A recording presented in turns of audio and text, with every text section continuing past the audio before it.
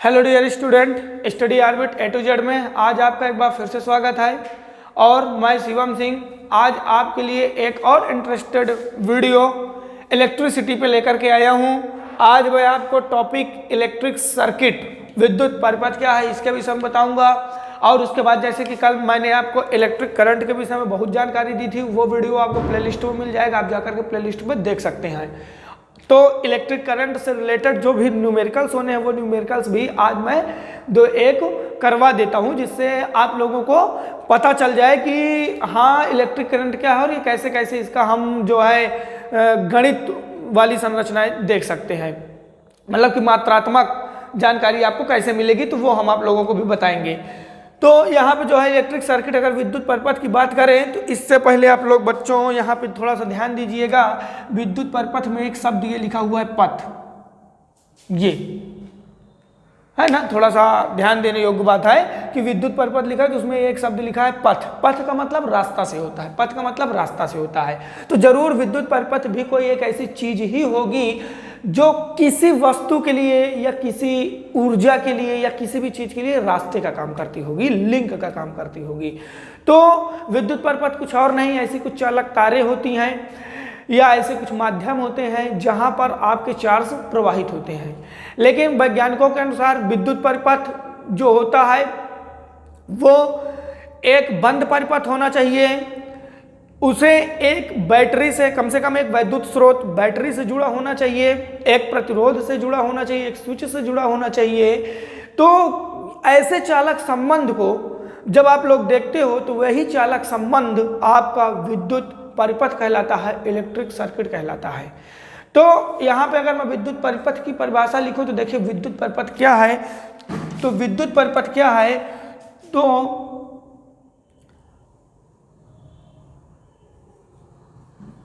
चालक तारों का बंद परिपथ विद्युत परिपथ कहलाता है, विद्युत परिपथ कहलाता है। अब इस विद्युत परिपथ में आप जितनी भी चीज़ों को ऐड करेंगे वो सारी चीज़ें सिंबल के रूप में ऐड होती हैं और उन सबका जो अपना सिंबल होता है सारी चीज़ें बताती है। जैसे कि यहाँ पे कुछ आप इस विद्युत परिपथ में कुछ ऐसी चीज़ ऐड कर दोगे, ये प्रतिरोध को दर्शाएगा। फिर आप इसमें विद्युत परिपथ में एक बल्ब ऐड कर देते हो, ये बल्ब ऐड करता है। आप एमीटर ऐड कर सकते हो। अब ये एमीटर क्या है, तो एमीटर से आप धारा को नापते हो, विद्युत धारा को आप किससे नापते हो, एमीटर से नापते हो। आप उसमें एक वोल्ट मीटर ऐड कर सकते हो। वोल्ट मीटर क्या है, तो वोल्ट मीटर आगे चल करके मैं आपको विभव पढ़ाऊंगा, विभव को आप वोल्ट मीटर से मापते हो। तो इस तरह की चीजें, और इस तरह एक मैं लगा दूंगा उसे आप लोग स्विच कहोगे, क्या कहोगे, स्विच कहोगे। और ये जो है इस तरह एक लगा रहेगा, इसे आप लोग बैटरी कहोगे। ये बैटरी को डिनोट करता है, किसको डिनोट करता है, बैटरी को। ये धन टर्मिनल, ये माइनस टर्मिनल है। तो इसी तरह के सिंबल को हम ऐड करके चालक तारों में एक बंद परिपथ बनाएंगे जिसे वैद्युत परिपथ कहते हैं। तो चालक तारों का बंद परिपथ वैद्युत परिपथ कहलाता है। और इस वैद्युत परिपथ में क्या प्रवाहित होता है, तो इस वैद्युत परिपथ में आपके जो चार्ज होते हैं वो प्रवाहित होते हैं और उसी को आप लोग धारा कहते हो। यहाँ पे मैं और इसमें थोड़ा सा आगे लिखना चाहूंगा, चालक तारों का बंद परिपथ वैद्युत परिपथ कहलाता है जो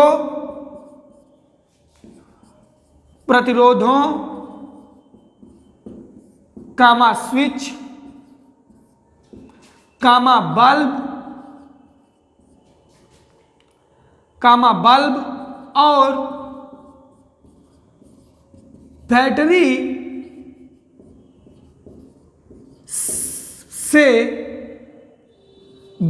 से बल्ब का यहां पे क्या कर लेते ज्यादा अच्छा रहेगा, बल्ब का बैटरी से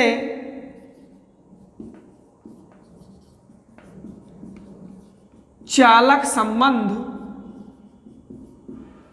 जोड़ता है। ये चालक तारों का बंद परिपथ वैद्युत परिपथ कहलाता है जो प्रतिरोधों कामा स्विच कामा बल्ब का बैटरी से चालक संबंध जोड़ता है, तो मैं आपको एक वैद्युत परिपथ का आरेख खींच दूं जिसे आप परिपथ आरेख कहोगे, तो ये कुछ ऐसे होता है। एक ये हम दिखाएंगे battery plus terminal minus terminal. अब इससे हम लोग ऐड करते हैं ये एक स्विच, ये फिर इससे होते हुए तार जाएगी। आप एक इसमें बल्ब ऐड कर लीजिए, ये बल्ब ऐड हो गया। आगे आप इसमें एक प्रतिरोध जोड़ सकते हैं, आगे इसमें एमीटर जोड़ सकते हैं, वोल्ट मीटर जोड़ सकते हैं, और भी तमाम तरह की चीजें इसमें क्या कर सकते हैं आप लोग ऐड कर सकते हैं। तो ये आपका हो गया वैद्युत परिपथ। क्या हो गया? वैद्युत परिपथ। ये है आपका वैद्युत परिपथ और ये वैद्युत परिपथ का आरेख है। इस तरह से आपका वैद्युत परिपथ होता है। अब इसमें क्या होगा, तो इसमें यह होगा कि माइनस की ओर से इलेक्ट्रॉन चलना प्रारंभ करेंगे और वो चल करके प्लस की ओर जाएंगे और प्लस से धारा चलना प्रारंभ करेगी और वो आकर के माइनस में समाप्त हो जाती है। तो इस तरह से आपका सिस्टम है। उसके बाद थोड़ा और आगे ध्यान देते हैं, तो ये आपको वैद्युत परिपथ हो गया है।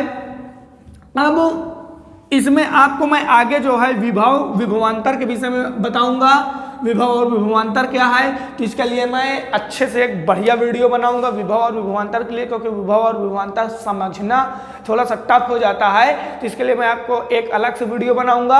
अब मैं इस वीडियो में आप लोगों को कुछ धारा से संबंधित न्यूमेरिकल कराने जा रहा हूं, तो ध्यान दीजिएगा। तो इलेक्ट्रिक सर्किट का टॉपिक खत्म, बस इतना ही इलेक्ट्रिक सर्किट में आपको जानना था।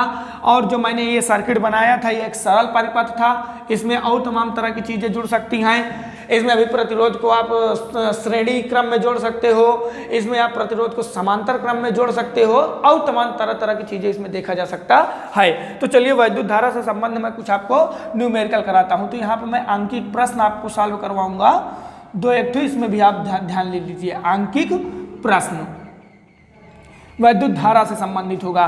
तो कल स्टूडेंट मैंने आपको यह बताया था कि आपके चालक तार में कुछ आवेश प्रवाहित होते हैं और इस आवेशों के प्रवाह को वैद्युत धारा कहते हैं। वैद्युत धारा कहते हैं। यह चीज आप लोगों ने जान लिया था, है ना। और जो वैज्ञानिक रूप से लिखा था, यह लिखा गया था कि आवेशों के प्रवाह को वैद्युत धारा कहते हैं। लेकिन इससे पहले यह जानना जरूरी था कि आवेशों के प्रवाह की दर को दर को वैद्युत धारा कहते हैं। और जो वैद्युत धारा है उसे हम लोग I से डिनोट करते हैं। जो आवेश है, आवेश को हम लोग Q से डिनोट करते हैं। और जो टाइम समय उसको हम T से डिनोट करते हैं। तो यहाँ पे जो दर बता रहा है इस समय के साथ कि इकाई समय में कितनी वैद्युत धारा प्रवाहित हो रही है। तो इन तीनों के बीच एक संबंध मिला था, I = Q/T। अब इस समीकरण से हम लोगों को यदि धारा पता करना हो तो पता चल जाएगा, आवेश पता करना हो तो पता चल जाएगा, समय पता करना हो तो पता चल जाएगा। बशर्ते तीन चीज़ों में दो चीज़ों का पता होना बहुत आवश्यक माना जाता है। किसी भी समीकरण में जितनी चर मान रहेंगे उन चर मानों में अगर वो 4 है तो 4 में 3 की वैल्यू पता रहेगी, 1 पता कर लोगे, 2 की पता रहेगी तो आप 1 की पता कर लोगे। इस तरह से होता है। तो एक न्यूमेरिकल है, जैसे ये देखिए, इसको हल करने का प्रयास करते हैं। किसी चालक तार में, किसी चालक तार में 0.5 एम्पियर की धारा 0.5 एम्पियर की धारा 5 मिनट तक प्रवाहित हुई, तब आवेश की मात्रा बताइए। तब आवेश की मात्रा बताइए। यह एक क्वेश्चन है, इस क्वेश्चन को हल करना है। क्वेश्चन क्या कह रहा है कि किसी चालक तार में 0.5 एम्पियर की धारा 5 मिनट तक प्रवाहित हुई, तब आवेश की मात्रा बताइए।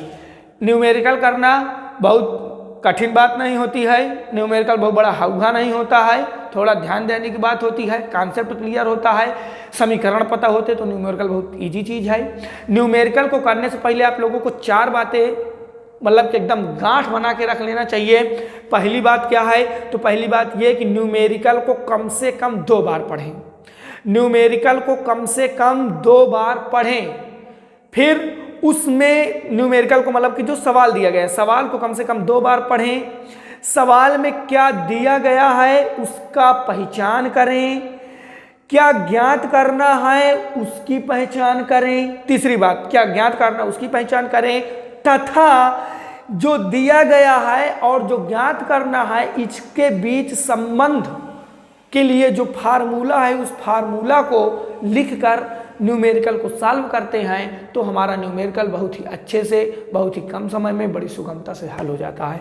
कोई बहुत बड़ा हवा नहीं है। तो आइए मेरे साथ एक न्यूमेरिकल आप लोग करिए और देखिए कि किस प्रकार से न्यूमेरिकल को किया जाता है। ध्यान दीजिए, किसी चालक तार में 5 एम्पियर की धारा 5 मिनट तक प्रवाहित हुई, तब आवेश की मात्रा ज्ञात करना। तो यहाँ पे मुझे पता चल गया कि यहाँ पे दिया गया है धारा का मान I = 0.5 एम्पियर 5 मिनट तक। ये मात्रक ने बता दिया, देखो सबका मात्रक ही बताएगा क्या दिया है। तो ये एम्पियर ने बता दिया कि ये धारा है और ये 5 मिनट तक, इसका मतलब ये समय है। तब आवेश की मात्रा बताइए। अब हमको आवेश बताना है, चार्ज बताना है। तो सवाल को लगाने से पहले यहाँ पे आप लोग लिखेंगे हल, फिर दिया है धारा बराबर, किससे डिनोट करते हैं, I से, बराबर 0.5 एम्पियर।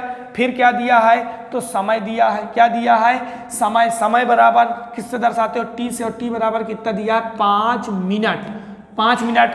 अब यहाँ पे एक ठो और समस्या आ जाती है जिसका समाधान कुछ ऐसा है कि ये 5 मिनट में अगर दिया है यहाँ पे मिनट हो, तो हम लोग MKS पद्धति के अनुसार क्वेश्चन हल करते हैं। MKS पद्धति और एक आप चल के देखोगे CGS पद्धति।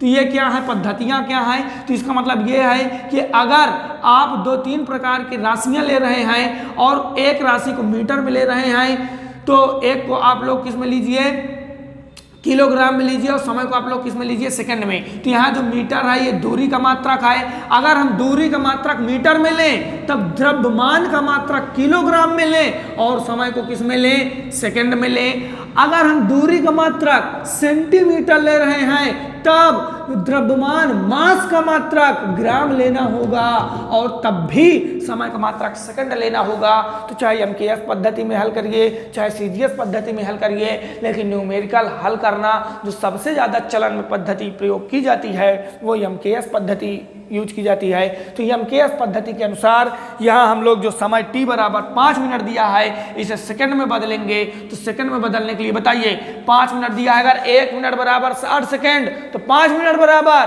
300 सेकंड। कैसे, आइए करते हैं। अगर 1 मिनट बराबर 60 सेकंड तो 5 मिनट बराबर 5 × 60 सेकंड है ना, और ये बराबर क्या हो जाएगा, 300 सेकंड। क्या हो जाएगा, 300 सेकंड। और हमको अब यहाँ पे लिखना होगा, ज्ञात करना है। यहाँ देखो जो ज्ञात करना है हल में दिया है और एक क्या करना है, ज्ञात करना है। ज्ञात क्या करना है, तो Q बराबर कितना कूलम्ब का आवेश इसमें प्रवाहित हो रहा है, इस चीज़ को ज्ञात करना है। अब देखिए I दिया है, T दिया है, Q ज्ञात करना है। तो हम जानते हैं, ये इसको थोड़ा मैं डिलीट ना करूँगा, यहाँ पे ये थोड़ा ध्यान दे लीजिए। ये इतने मैं हल कर देता हूँ, आप लोग थोड़ा सा समझ लीजिएगा। तो देखिए ज्ञात है, हमें ज्ञात है कि I = Q/T होता है। हमको ज्ञात क्या करना है, Q ज्ञात करना है। तब